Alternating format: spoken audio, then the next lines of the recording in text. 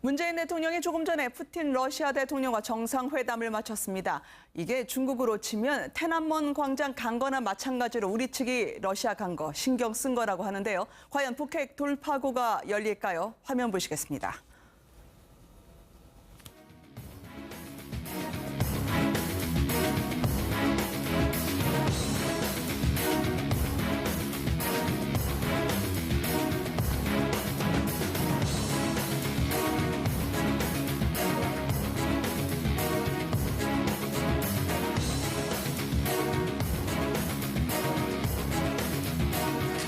푸틴 대통령과 저는 연배도 비슷하고 또 성장 과정도 비슷하고 기질도 닮은 점이 많아서 많이 통한다고 느끼고 있습니다.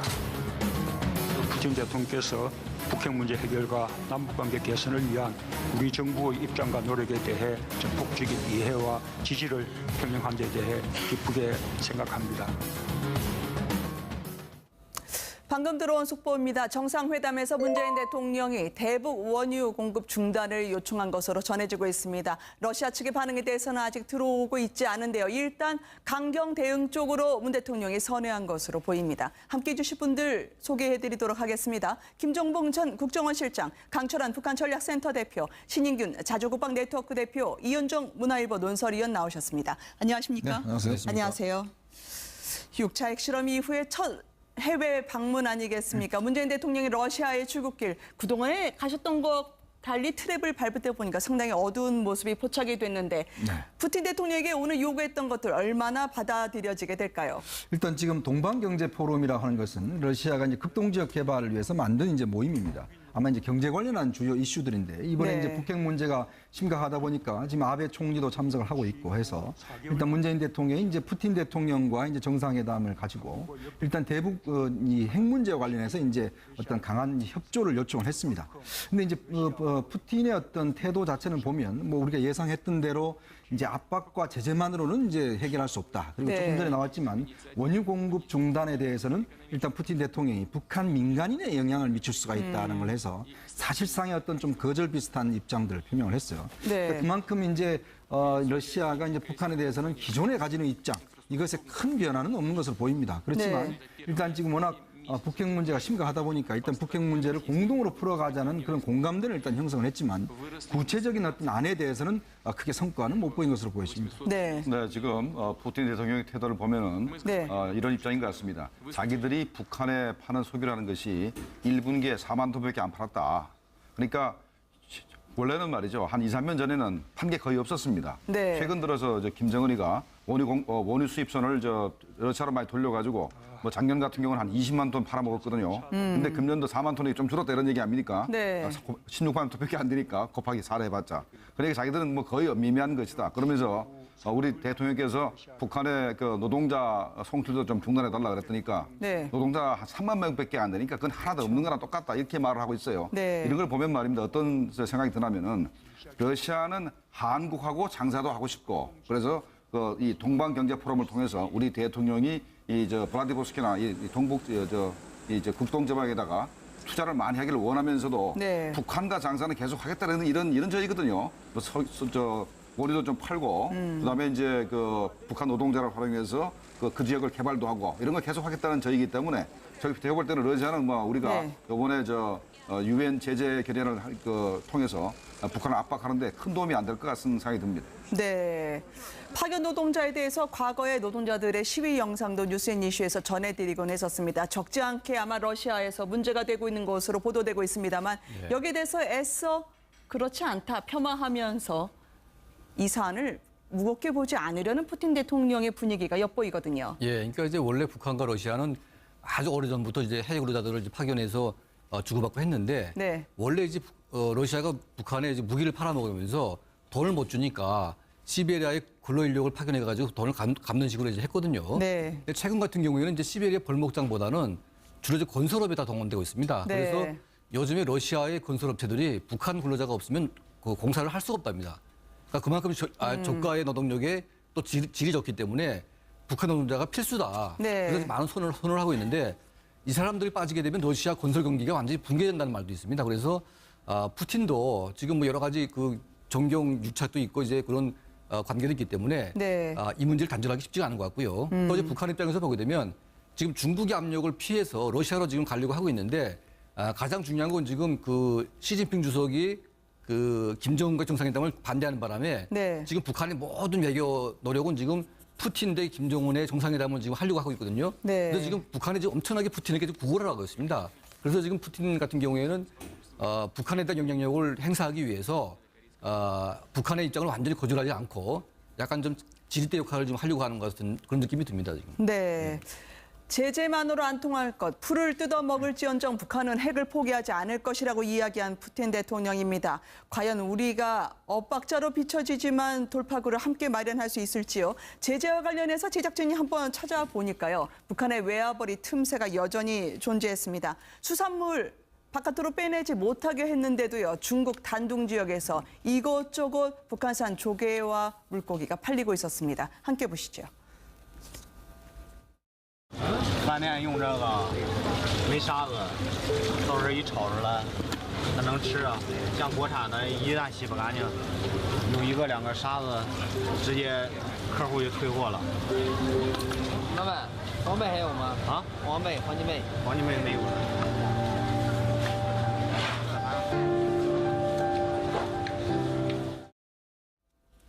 이런 부분들 마치 소나기에서 모래가 빠져나가듯이 북한은 김정은의 이해할 수 없었던 자신감들은 버릴 건 다 벌고 마약을 팔든 뭐 하든 우리가 달러를 챙길 수 있다는 걸까요? 그렇죠. 그러니까 이제 북한과 중국은 천리 국경이 돼 있고 또 삼면이 바다이기 때문에 이걸 네. 완전히 봉쇄하기 전까지는 완전히 막을 수는 없습니다. 특히 이제 그 서해상 같은 경우에는 꽃게가 나오고 또 네. 이제 뭐 광어라든지 또 조개가 또 아주 풍부하거든요. 그래서 이런 북한의 수산물들은 워낙 고가에 팔리기 때문에 네. 중국의 어선들이 이제 그 어업 금지 이런 것 때문에 북한에 와서 물품을 주고 이제 그걸 이제 사가거든요. 네. 그리고 동해상 같은 경우에는 그 북한산 털개가 아주 유명합니다. 아, 네. 그 털개는 전부 다 일본에 수출했었는데 일본이 그걸 막아버리는 바람에 중국에 수출을 하고 있죠. 네. 그러니까 일본에 팔 때보다 절반밖에 안 됩니다. 그럼에도 불구하고 아주 불티나게 팔리고 있는데요. 네. 그만큼 이제 그 북한의 수산물들이 아주 중국에서 인기가 좋기 때문에 이걸 끊을 수가 없습니다. 그러니까 중국이 그걸 막는다고 해도 이 중국의 어떤 그 일반 밀수꾼들이나 상인들이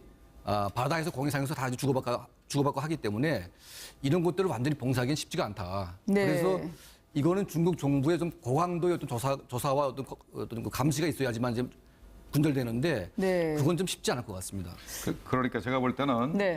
중국 당국이 일단 구멍을 좀 뚫어놔가지고 네. 북한 수산물이 중국으로 넘어갈 수 있게 구멍을 뚫어놓는 것이 중국의 그 해경이 네. 통제하는 게 밤 10시까지랍니다. 그러면 밤 10시 넘어서 새벽까지는 아무도 통제를 안 하기 때문에 그 시간 중에 북한 어선이 넘어갈 수도 있는 거고 네. 또 공해상에서 중국 어선에다가 북한 수산물을 이렇게 팔고 하기 때문에 현재 중국이 어떻게 보면은 방조하고 있는 것이고 또 이제 단동 쪽이 그렇고 저 네. 반대쪽에 이제 동해안 쪽에서는 중국에서 이 북한 어산물을 수입을 할 때 러시아산이라 그러면서 수입을 한답니다. 그래놓고 그렇군요. 팔 때 러시아산이라 그러면서 이제 실제로 소비자한테는 이게 네. 북한산이다 그러면서 팔아먹고 있죠. 네. 이제 중국 그 당국이 사실은 그 청렴도가 우리 이 사회보다는 많이 떨어져 있지 않습니까? 따라서 네. 저런 밀수업자들 그리고 저런 밀수를 해서 도매를 하는 그 도매 상인들 이런 사람들이 그 해양 경찰에 굉장히 많은 로비를 합니다. 따라서 그렇군요. 그 방금 이제 김 교수님 말씀을 하셨는데 동해에서 같은 경우에는 배로 그냥 아예 체인지를 해버리는 네. 그런 대규모 밀수가 이루어지고 있기 때문에 이런 것들은 다 사실 뭐 중국이 그 북한 영해로 들어와서 어업을 하려고 하면은 북한 해군에게 어업권을 사야 되거든요. 네. 그 어업권을 사서 들어와서 어업하는 것보다 저것을 그냥 바로 사가는 게 훨씬 더 이익이 크고 자기네들 노동력도 들지 않고 하기 때문에 저런 것들은 사실은 중국 그 당국이 청렴도가 아직까지 우리 기대하는 만큼 되지 않고 또 북한이 김정은이가 모든 단위 소조들에게 외화벌이를 지시를 해놨기 때문에 또 네. 외화를 벌여야 되지 않습니까? 그렇게 해서 또 북한 당국이 방조하고 그렇기 때문에 저런 것들이 근절되지 않죠. 나룻배에서 중국 유람선으로 바로 직거래를 시도하고 그러니까 우리가 기업 유통으로 보면 B2B를 해서 떼기로 돈을 벌어들인다는 것 같습니다. 마약뿐만 아니라 그러니까 김정은 입장에서는 미국에 추가로 선물을 주는 거다라고 이야기했던 것 같아요.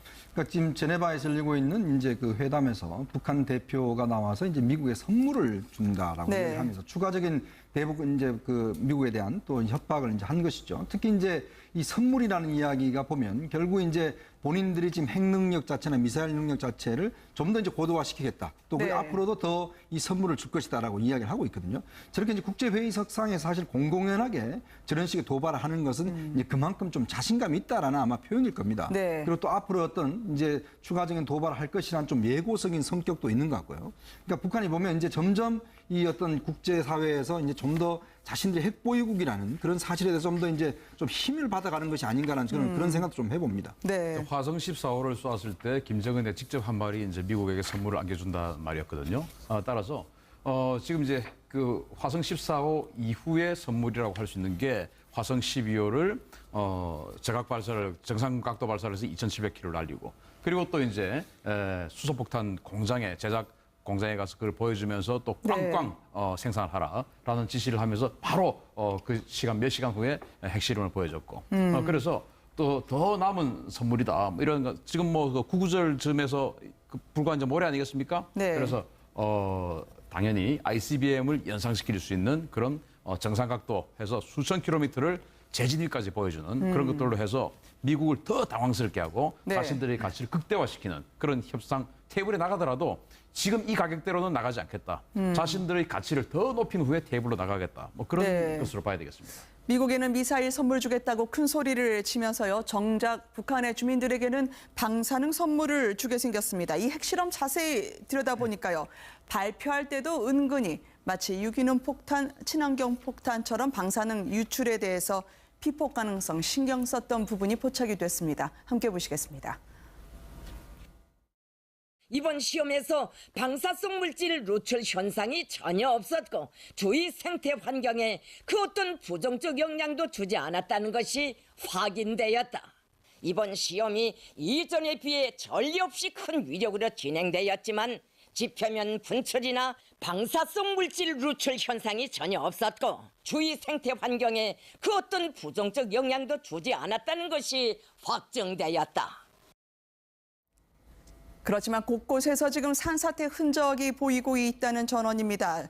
오죽하면 통일부까지 오늘 피폭 가능성 예의주시하고 있다고 발표를 하던데요. 네, 지금 요번에 핵실험의 그 강도가 뭐 일본에서는 현재 한 160K가 안 되나라고 이제 판단할 정도로 굉장히 컸기 때문에 네. 좀 만탑산 핵실험했던 만탑산 전체가 현재 그 산타세가 났고 하는 그런 상태거든요. 네. 물론 갱도도 붕괴됐습니다만은 그래서 저기에서 이제 그 방사능 오염 물질이 유출됐는지 안 되는지 하는 부분인데 아직까지 우리 동해상에서는 이게 이제 네. 포집이 안 되고 있습니다. 왜냐하면 그 당시에 9월 3일 그 당시에 핵실험했을 당시에 바람이 우리 쪽으로 불지 않고 반대쪽으로 불었던가 봐요. 중국 네. 쪽으로. 근데 중국 쪽에서도 일단은 뭐 방사능 오염 물질이 현재 파악이 안 된다고 하는데 앞으로 좀 더 두고 봐야 알겠습니다만은 네. 일단은 뭐 공기 중으로는 오염이 좀 덜 됐다고 이제 판단이 되긴 합니다만은 근데 문제는 지하수 오염 문제입니다. 아, 그렇겠군요. 길쭉은 그 사람들이 벌써 금년도뿐만 아니고 벌써 몇 년 전부터 그 귀신병이라 불리는 그 병에 대해서 굉장히 고민을 많이 하고 걱정을 네. 하고 있는데 무슨 뭐 원인 모를 두통이라든가 소화불량, 그다음에 불면증, 그다음에 머리카락이 빠지는 문제 뭐 이런 것들이 자꾸 벌어지기 때문에 이것이 바로 그 길쭉은 풍계리에 있는 핵시험장에서 내려오는 그 지하수를 자기들이 먹었기 때문에 네. 그런 게 아닌가 걱정을 많이 하고 있는데 저는 그 가능성이 높다 생각하는 것이 1차 핵실험 전에는 거기가 그 터널을 뚫었어도 네. 그 지하수가 거의 새지가 않았습니다. 그런데 핵실험을 하면서 균열이 생기니까 네. 빗물이 좀 더 스며들면서 그게 자꾸 하천으로 내려가서 분명히 오염이 됐을 거로 보는데 북한 당국이 그걸 그 고지고대로 말할 리가 없으니까 그렇죠. 아마 길쭉은 그 군민들 주민들의 말이 맞을 가능성이 높다 생각하기 때문에 직접 네, 굉장히 걱정이 네. 됩니다. 네, 그래서 과거에 그 체르노빌 그 원전이 폭발을 했을 때 네. 사실 그 죽음의 도시로 변했지 않습니까? 그렇죠. 그 인근에 암 환자들이 어마어마하게 생겼었고 아, 네. 또 그 후쿠시마 원전이 폭발을 했을 때 그 후쿠시마 원전이 안전하다라고 하면서 여러 정치인들 그리고 방송인들이 직접 가서 방송도 하고 거기서 생산되는 해산물 또 농작물을 직접 시식하는 퍼포먼스도 했었거든요. 네. 그 사람들 암으로 다 죽었어요. 아. 네, 그래서 저 방사능이란 것은 정말 자신도 모르게 자기 몸에 침투를 하는 것이고 네. 또 이제 아까 그 만탑산이 무너진 그런 흔적들을 사진으로 보여줬는데 그거는 이제 핵실험 직후에 유성 촬영을 한 것이고 또 핵실험 직전에 네. 3일 전에 촬영을 한 만탑산 사진이 있습니다. 거기 보면 나무와 그 나무들이 아주 무성하게 있는데 네. 그 직후에 촬영한 방금 아까 보여줬던 그 사진들을 보면 완전히 흙들이 많이 보입니다. 따라서 그러게요. 많이 무너졌다. 무너졌다는 것은 틈이 많이 생겼을 수 있다. 틈이 생겼다는 것은 방사능 물질이 천천히 유출이 되어서 그 인근 지역을 광범위하게 오염시킬 가능성이 있다는 겁니다. 주민들로부터 좀 얘기를 간접적으로 들으시지 않았을까 네. 싶어요. 이번에 확실히 달라서 북한 주민들, 이 평양 인구 축소도 핵전쟁에 대비한 게 아닐까. 일단 본인들이 겪고 있는 고통이 실제로 많이 전해지던데요. 그렇습니다. 그러니까 지금 그 북한의 김정일 때부터 김정도 비슷하지만 길줄을 통과하는 그 모든 이제 1호 열차는 거의 서지 않습니다. 네. 여기 방사능이 오염돼 있기 때문에 아, 그렇군요. 자기들은 가지도 않죠. 이거 웬만한 간부들도 거기 가지 않습니다. 그러니까 거기는 이미 이제 거의 죽음의 지역으로 돼 있고 가장 심각한 문제는 뭐냐면요. 지금 1차부터 6차까지 핵실험장을 누군가 공사를 했는데 단 한 명도 일반 주민들은 공사장에 나간 사람이 없습니다, 지금. 그래서 공사에 동원된 사람들이 누구냐 추적을 해보니까 지금 이제 함경북도 해령에 있는 수용소와 이제 함경북도 이제 화성에 있는 수용소 이 두 개의 수용소에서 수만 명이 동원돼가지고 핵실험 공사를 했다. 이제 그런 증언이 나오는데 사실 그 방진복 한 벌에 한 10만 불씩 합니다, 이게. 그래서 네. 그 핵실험 공사장에서 이제 근무하는 기술자에게도 방진복을 줄 수가 없는데 일반 수용소 그 죄인들에게 방진복을 주고 이제 뭐 공사를 시키지 않거든요. 그러다 보니까 저는 수만 명의 정치범들이 그 핵실험장 건설을 통해서 엄청난 희생을 당하지 않았을까 그런 예측을 좀 해보게 됩니다. 네. 핵실험을 그나마 아버지 김정일 때는 월요일에 맞춰서 실험을 했지만 김정은은 예고 없이 버튼을 누르고 있다라고 하는 분석이 오늘 잇따라 나왔습니다. 웃지 못할 이야기가 되고 있지만 거칠고 폭주하는 김정은만의 성격은 벌써 3살 버릇. 마치 15살 때의 여자친구에게 폭언을 퍼붓던 그 사례로 봐도 걱정된다라고 하는 분석이 오늘 자유한국당 세미나에서 나오더라고요. 네, 오늘 뭐 남성욱 교수가 이제 주제 발표를 하면서 그런 이야기를 하셨는데, 그러니까 그 김정은 같은 경우는 스위스 베른에서 이제 유학 생활을 했지 않습니까? 네. 이제 그러다 보니 거기서 아마 이제 여자친구도 사귀고 했던 모양이에요. 근데 거기 있으면서도 굉장히 그 체인 스모커, 즉 담배를 굉장히 많이 피웠다고 합니다. 그러니까 아마 이제 그 담배 피우는 데서 이제 자기보다 연상에 있는 여자친구가 좀 담배 좀 끊으라 이렇게 네. 이야기를 하니까 굉장히 그 화를 내고 상소리를 하면서 이제 그 대응을 했다는 것이죠. 그러니까 보니까 아마 그 여자친구가 이 보통 성격이 아니다. 굉장히 좀 성격이 난폭하고 포악할 것 같다라는 그런 이제 이야기를 했다는 것인데 네. 아무래도 이제 그 스위스에 있을 때도 보면 본인이 결국 이제 어쩌면 후계자가 될 수 있는 상황이고 뭐 왕자격 아니겠습니까? 그래서 그런 어떤 성격들이 그때부터 사실 나타났었고 특히 이제 김정은이 이제 실제 권력을 잡고 난 다음에 한 행동을 보면 네. 자기 고모부를 정말 총살을 시키고나든지 또 자기보다 정말 많이 많은 사람들을 뭐 완전히 고사포로 이제 죽인다든지 굉장히 포악스러운 성격들을 많이 보였었거든요. 그리고 네. 지금 또 핵실험 자체도 보면 예전에 김정일 같은 경우는 좀 일정한 패턴을 가지고 했었는데 지금 언제 누를지 모르는 이제 좀 불가예측성한 그런 측면이 있다는 것이죠. 아마 그렇기 네. 때문에 우리가 김정은의 그런 성격이나 이런 행동도 중요한 게 어떤 상황에서 어떤 일을 저질지 모르기 때문에 이것도 사실 우리가 좀 예의주시해봐야 될 대목 같습니다. 김 교수님이 대북 정보당국에도 계셨기 때문에 당시에 김정은으로의 후계자 선정 작업이 있었을 때 인력을 급파를 해서 저런 거친 매너의 김정은 임금이 되면 이거 정말 한반도 복잡해지겠다. IQ까지 한번 김정은이 어느 정도일지 분석했다는 오늘 주장이 있던데요. 맞습니까? 네, 그 주장이 맞을 겁니다. 네. 맞을 거고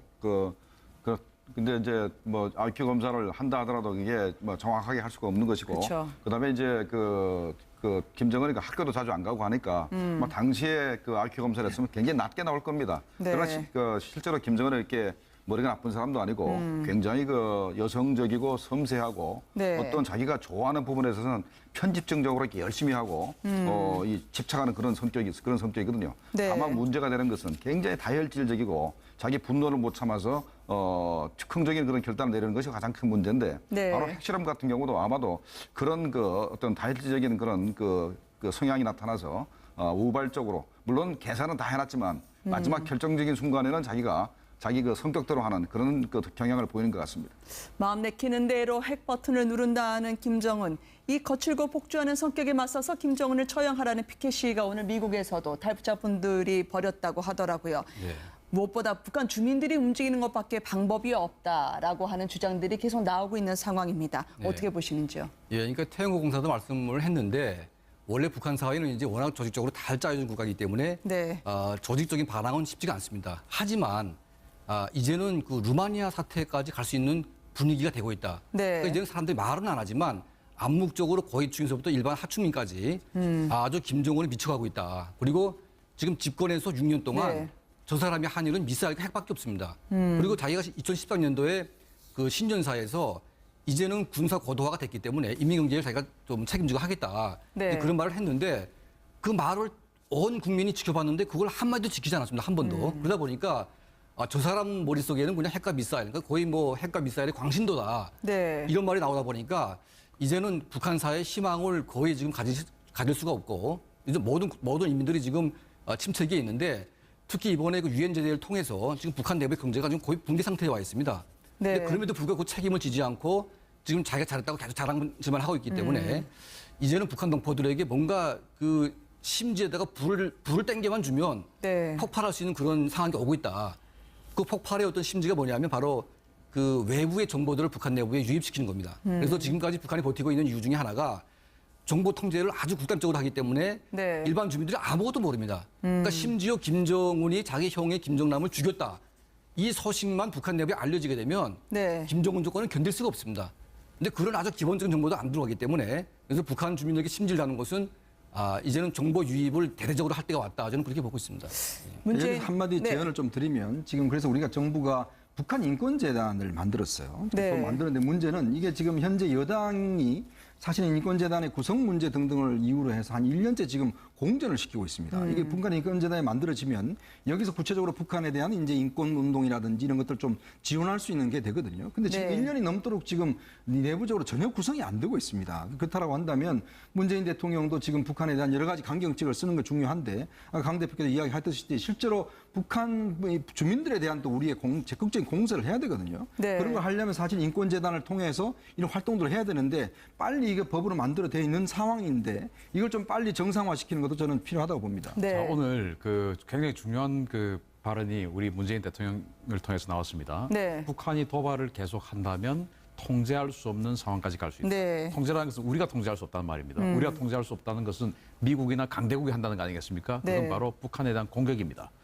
북한이 이 6차 핵실험 하기 전에 6월 달에 마이크 폼페오 CIA 국장이 뭐라고 했냐면 핵과 김정은을 분리시켜야 된다. 네. 라고 이야기를 했고 또 며칠 있다가는 김정은을 제거할 수 있는 레짐 체인지할 수 있는 공작을 시작할 때가 됐다라고 이야기했거든요. 그런데 그 이후에 지금 핵실험을 해버렸습니다. 네. 아마 마이크 폼페오 CIA 국장이 그 김정은을 제거하는 또는 레짐 체인지하는 그 공작을 이미 개시를 하고 들어갔을 것이다. 그게 아니면 이제 군사작전을 해야 되니까요. 네. 그래서 그 작업이 아마도 지금 이미 시작이 되었을 것이고 그거 내부로부터의 폭발을 일으키는 것이 사실은 우리 한반도가 전쟁의 어떤 그 도화선으로 들어가는 것이 좀 안전해지는 뭐 그런 것이라고 봐야 되겠습니다. 레짐 체인지와 군사작전의 병행까지요.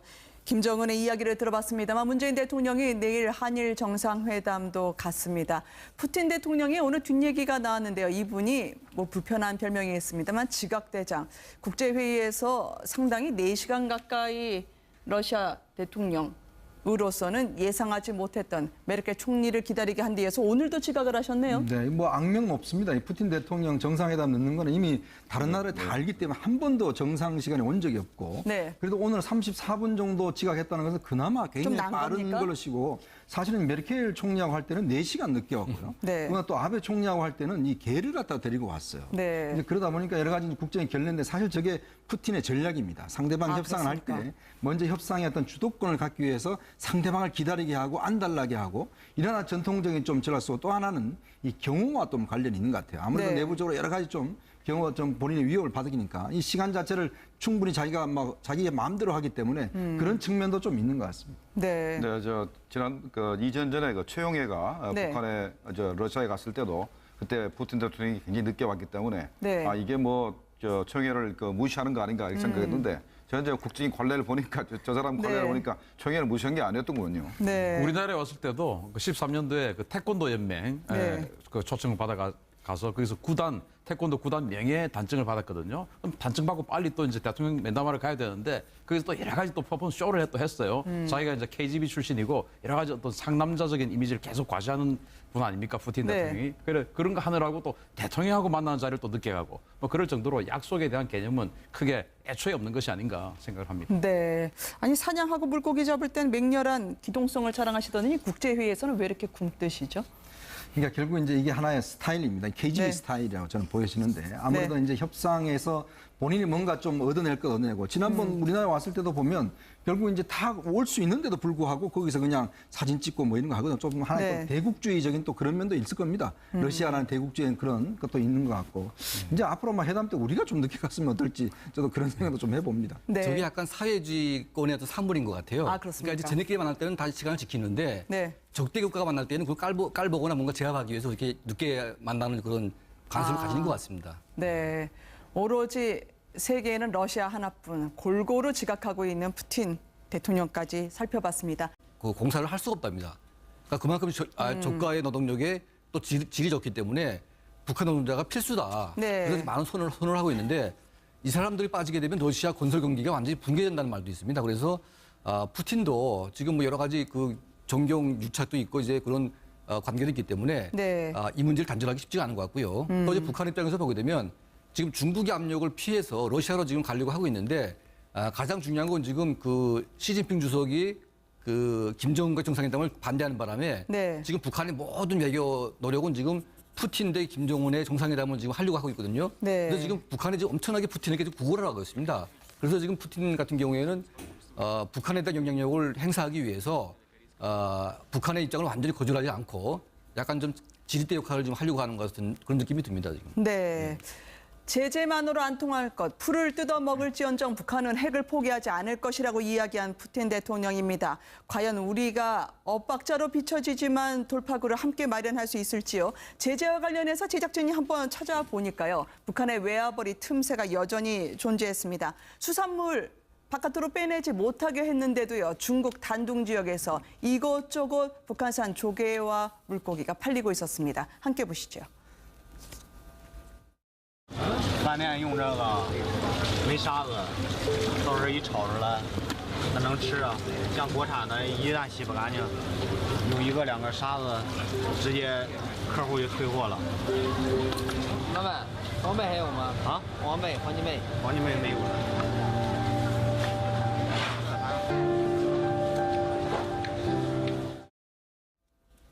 이런 부분들 마치 소나기에서 모래가 빠져나가듯이 북한은 김정은의 이해할 수 없었던 자신감들은 버릴 건 다 벌고 마약을 팔든 뭐 하든 우리가 달러를 챙길 수 있다는 걸까요? 그렇죠. 그러니까 이제 북한과 중국은 천리 국경이 돼 있고 또 삼면이 바다이기 때문에 이거 네. 완전히 봉사하기 전까지는 완전히 막을 수는 없습니다. 특히 이제 그 서해상 같은 경우에는 꽃게가 나오고 네. 또 이제 뭐 광어라든지 또 조개가 또 아주 풍부하거든요. 그래서 이런 북한의 수산물들은 워낙 고가에 팔리기 때문에 네. 중국의 어선들이 이제 그 어업 금지 이런 것 때문에 북한에 와서 물품을 주고 이제 또 네. 대화를 벌여야 되지 않습니까? 그렇게 해서 또 북한 당국이 방조하고 그렇기 때문에 저런 것들이 근절되지 않죠. 나룻배에서 중국 유람선으로 바로 직거래를 시도하고 그러니까 우리가 기업 유통으로 보면 B2B를 해서 떼기로 돈을 벌어들인다는 것 같습니다. 마약뿐만 아니라 그러니까 김정은 입장에서는 미국에 추가로 선물을 주는 거다라고 이야기했던 것 같아요.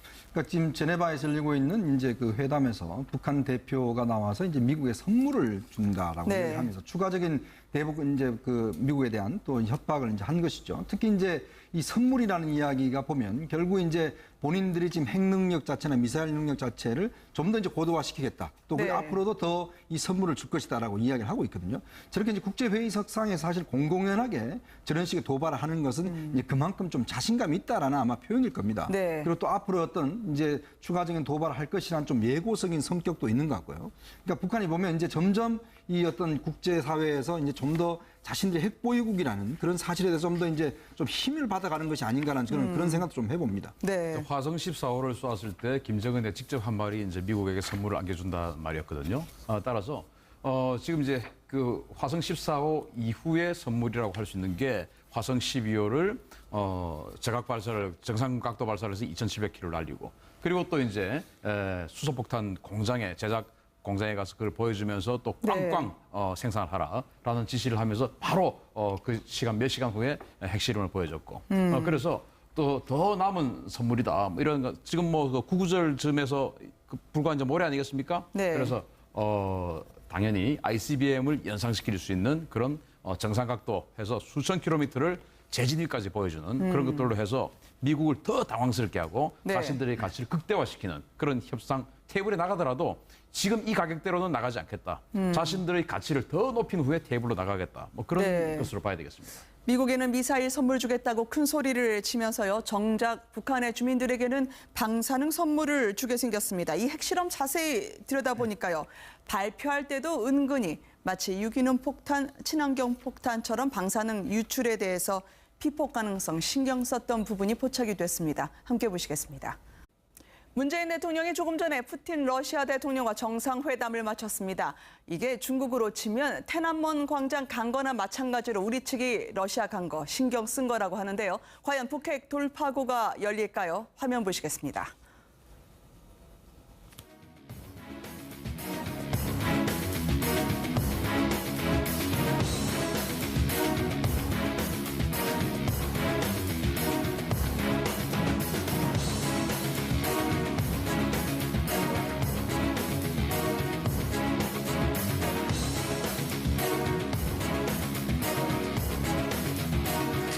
푸틴 대통령과 저는 연배도 비슷하고 또 성장 과정도 비슷하고 기질도 닮은 점이 많아서 많이 통한다고 느끼고 있습니다. 푸틴 대통령께서 북핵 문제 해결과 남북관계 개선을 위한 우리 정부의 입장과 노력에 대해 적극적인 이해와 지지를 표명한 데 대해 기쁘게 생각합니다.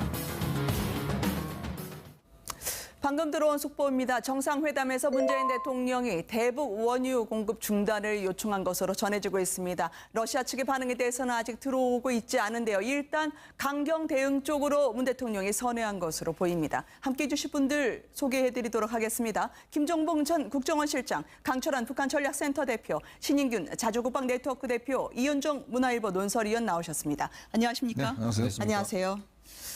6차 핵실험 이후에 첫 해외 방문 아니겠습니까? 문재인 대통령이 러시아의 출국길 그동안에 가셨던 것 달리 트랩을 밟을 때 보니까 상당히 어두운 모습이 포착이 됐는데 푸틴 대통령에게 오늘 요구했던 것들 얼마나 받아들여지게 될까요? 일단 지금 동방경제포럼이라고 하는 것은 러시아가 이제 극동지역 개발을 위해서 만든 이제 모임입니다. 아마 이제 경제 관련한 주요 이슈들인데 이번에 네. 이제 북핵 문제가 심각하다 보니까 지금 아베 총리도 참석을 하고 있고 해서 일단 문재인 대통령이 이제 푸틴 대통령과 이제 정상회담을 가지고 일단 대북 이 핵 문제와 관련해서 이제 어떤 강한 협조를 요청을 했습니다. 근데 이제 푸틴의 어떤 태도 자체는 보면 뭐 우리가 예상했던 대로 이제 압박과 제재만으로는 이제 해결할 수 없다. 그리고 네. 조금 전에 나왔지만 원유 공급 중단에 대해서는 일단 푸틴 대통령이 북한 민간인에 영향을 미칠 수가 있다는 걸 해서 사실상의 어떤 좀 거절 비슷한 입장들을 표명을 했어요. 네. 그러니까 그만큼 이제 러시아가 이제 북한에 대해서는 기존에 가지는 입장 이것에 큰 변화는 없는 것으로 보입니다. 그렇지만 네. 일단 지금 워낙 북핵 문제가 심각하다 보니까 일단 북핵 문제를 공동으로 풀어가자는 그런 공감대를 일단 형성을 했지만 구체적인 어떤 안에 대해서는 크게 성과는 못 보인 것으로 보여집니다. 네. 네, 지금 푸틴 대통령의 태도를 보면은 네. 이런 입장인 것 같습니다. 자기들이 북한에 파는 석유라는 것이 1분기에 4만 톤밖에 안 팔았다. 그러니까 원래는 말이죠. 한 2, 3년 전에는 판 게 거의 없었습니다. 네. 최근 들어서 김정은이가 원유 수입선을 러시아로 많이 돌려가지고 뭐 작년 같은 경우는 한 20만 톤 팔아먹었거든요. 근데 금년도 4만 톤이 좀 줄었다 이런 얘기 아닙니까? 네. 16만 톤밖에 안 되니까 곱하기 4를 해봤자. 그러니까 자기들은 뭐 거의 미미한 것이다. 그러면서 우리 대통령께서 북한의 그 노동자 송출도 좀 중단해달라 그랬더니까 네. 노동자 한 3만 명밖에 안 되니까 그건 하나도 없는 거랑 똑같다 이렇게 말을 하고 있어요. 네. 이런 걸 보면 말입니다. 어떤 생각이 드냐면은 러시아는 한국하고 장사도 하고 싶고 그래서 이 동방 경제 포럼을 통해서 우리 대통령이 블라디보스토크나 이 동북 극동 지방에다가 투자를 많이 하기를 원하면서도 네. 북한과 장사는 계속 하겠다는 이런 저희거든요. 원유도 좀 팔고 그다음에 이제 그 북한 노동자를 활용해서 그 지역을 개발도 하고 이런 걸 계속 하겠다는 저희이기 때문에 제가 볼 때는 러시아는 뭐 우리가 네. 이번에 유엔 제재 결의안을 통해서 북한을 압박하는데 큰 도움이 안 될 것 같은 생각이 듭니다. 네.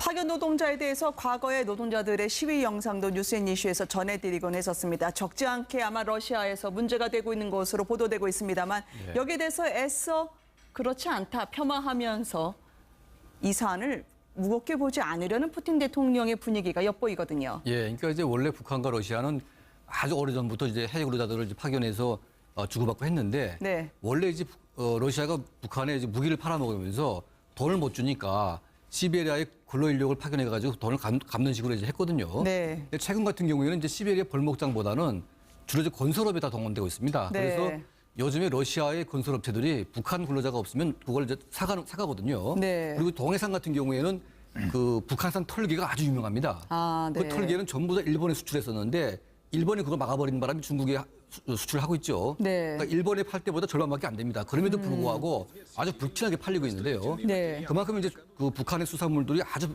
중국에서 인기가 좋기 때문에 이걸 끊을 수가 없습니다. 그러니까 중국이 그걸 막는다고 해도 이 중국의 어떤 그 일반 밀수꾼들이나 상인들이 바다에서 공해상에서 다 주고받고 하기 때문에 이런 것들을 완전히 봉사하기는 쉽지가 않다. 네. 그래서 이거는 중국 정부의 좀 고강도의 어떤 조사와 어떤 그 감시가 있어야지만 이제 분절되는데 네. 그건 좀 쉽지 않을 것 같습니다. 그러니까 제가 볼 때는 네. 중국 당국이 일단 구멍을 좀 뚫어놔가지고 네. 북한 수산물이 중국으로 넘어갈 수 있게 구멍을 뚫어놓는 것이 중국의 그 해경이 네. 통제하는 게 밤 10시까지랍니다. 그러면 밤 10시 넘어서 새벽까지는 아무도 통제를 안 하기 때문에 그 시간 중에 북한 어선이 넘어갈 수도 있는 거고 네. 또 공해상에서 중국 어선에다가 북한 수산물을 이렇게 팔고 하기 때문에 현재 중국이 어떻게 보면은 방조하고 있는 것이고 또 이제 단동성이 그렇고 저 네. 반대쪽에 이제 동해안 쪽에서는 중국에서 이 북한 어산물을 수입을 할 때 러시아산이라 그러면서 수입을 한답니다. 그래놓고 그렇군요. 팔 때 러시아산이라 그러면서 이제 실제로 소비자한테는 이게 네. 북한산이다 그러면서 팔아먹고 있죠. 네. 이제 중국 그 당국이 사실은 그 청렴도가 우리 이 사회보다는 많이 떨어져 있지 않습니까? 따라서 네. 저런 밀수업자들 그리고 저런 밀수를 해서 도매를 하는 그 도매 상인들 이런 사람들이 그 해양 경찰에 굉장히 많은 로비를 합니다. 따라서 그렇군요. 그 방금 이제 김 교수님 말씀을 하셨는데 동해에서 같은 경우에는 배로 그냥 아예 체인지를 해버리는 네. 그런 대규모 밀수가 이루어지고 있기 때문에 이런 것들은 다 사실 뭐 중국이 그 북한 영해로 들어와서 어업을 하려고 하면은 북한 해군에게 어업권을 사야 되거든요. 네. 그 어업권을 사서 들어와서 어업하는 것보다 저것을 그냥 바로 사가는 게 훨씬 더 이익이 크고 자기네들 노동력도 들지 않고 하기 때문에 저런 것들은 사실은 중국 그 당국이 청렴도가 아직까지 우리 기대하는 만큼 되지 않고 또 북한이 김정은이가 모든 단위 소조들에게 외화벌이를 지시를 해놨기 때문에